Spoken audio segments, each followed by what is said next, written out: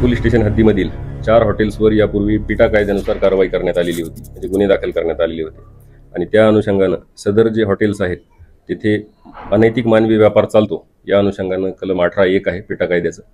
त्या अनुषंगानं मॅजिस्ट्रेट यांना अधिकार असतो की सदर हॉटेल 1 ते 3 वर्षासाठी बंद करता येऊ शकतं, सील करता येऊ शकतं, आणि सदर राहणारी जी लोक आहेत तिथं त्यांना निष्कासित केलं जातं तिथून। तर त्या अनुषंगानं प्रस्ताव पाठवले होते माननीय जिल्हाधिकारी यांच्याकडे। जिल्हाधिकारी यांच्या आदेशाने प्रांत यांनी सदर 4 हॉटेल्स जे आहेत, हॉटेल्सची नावं सांगतो मी तुम्हाला। हॉटेल साई वसंत विहार यांचे जे मालक आणि चालक आहेत कृष्णा प्रकाश कोळपकर, शुभम अशोक अदमाने, नानासाहेब जगन्नाथ शेळके। त्यानंतरचं जे हॉटेल आहे हॉटेल शिर्डी साई इन, त्याचे अनुप गणपत गोंदकर, श्रीमती शीतल हार्दिक चौधरी, प्रमिला गणपत गोंदकर। त्यानंतर पुढचं हॉटेल आहे साई वीरभद्र लॉज, भगवान मुक्ताजी बनकर, ऋषिकेश अनिल वाघ। आणि हॉटेल साई शीतल यांचे आहेत दीपक आत्माराम निंबाळकर, भाऊसाहेब साहेबराव जगताप, राजेंद्र सीताराम गाडेकर, बाबासाहेब भीमराज चौधरी। हे मालक आणि चालक आहेत सदर हॉटेलचे। सदर हॉटेल प्रांत यांच्या आदेशानुसार सील करण्यात आलेले आहेत 1 वर्षासाठी।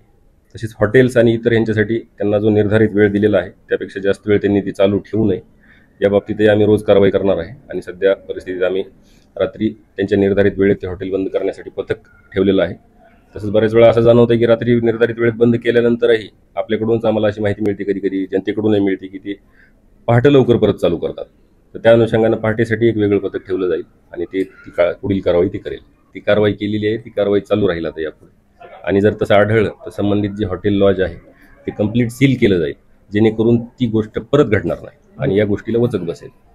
Sir, additional SP Somnath Wakchaure साहेब जे आहेत त्यांनी आता मागे प्रेस नोट हे दिली आहे, बरोबर, की लैंगिक अत्याचार जे लहान मुलांवर होतात त्यांच्यासाठी जर कोणी हॉटेल चालक मालक यांनी जर कोणी त्यांना जागा उपलब्ध करून येस, महत्त्वाचा मुद्दा आहे तो। एक विषय असा आहे, बऱ्याच वेळा असं होतं की अल्पवयीन मुलगी असेल, आता अल्पवयीन असू द्या किंवा अल्पवयीन नसू द्या, तिच्यासोबत जर लैंगिक अत्याचाराची घटना घडली, बरेचसे हॉटेल लॉजेस असं करतात की त्यांच्याकडे जे ग्राहक येतात त्यांचे ते जेंट्सचं नाव नोंदवतात, लेडीजचं नोंदवतच नाहीत, त्यांचे आधार कार्ड दोघांचेही घेत नाहीत।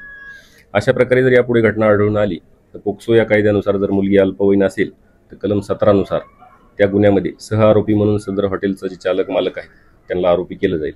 या संबंधानं आम्हाला वरिष्ठांनी आदेश दिलेले आहेत, वाकचौरे सरांनी प्रेस दिलेली आहे। यापुढे ती कारवाई प्रत्येक माझ्या डिव्हिजनमधल्या प्रत्येक पोलीस स्टेशनमध्ये केली जाईल।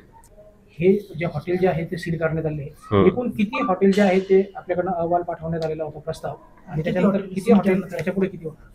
एकूण 7 हॉटेल्सचे प्रस्ताव गेलेले आहेत, त्यापैकी 4च्या ऑर्डर प्राप्त आहेत आम्हाला। उर्वरितही आम्ही सकारात्मक आहे, उरलेल्या ऑर्डरही आम्हाला प्राप्त होतील, त्या प्राप्त झाल्यानंतर आपल्याला त्याबाबत माहिती दिली जाईल।